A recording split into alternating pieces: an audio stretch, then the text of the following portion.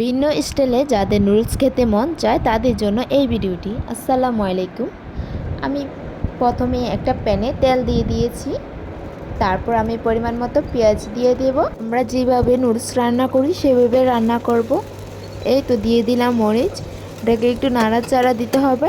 তারপর আমি দিয়ে দিব গাজর। গাজরটা সিদ্ধ হওয়ার পর্যন্ত একটু নেড়ে চেড়ে দিব। তারপর আমি টমেটো দিয়ে দেব, সাথে একটু ম্যাজিক মশলা দিয়ে দিব। যারা মরিচ খেতে একটু পছন্দ করেন বা ঝাল খেতে পছন্দ করেন তারা অবশ্যই মরিচ একটু বেশি করে দিবেন, তাহলে এটা অনেক ভালো লাগবে।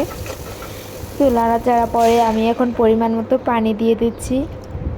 আমি কাঁচা নুডলস দিয়ে দিয়েছি, এখানে আমি একটু আধ ভাঙা করে দিয়েছি, আপনারা চাইলে আস্তা দিয়ে দিতে পারবেন।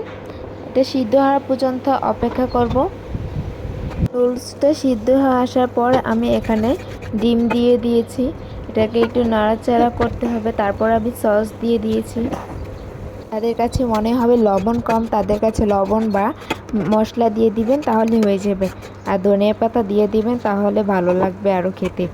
ধন্যবাদ সবাইকে। আল্লাহ হাফেজ।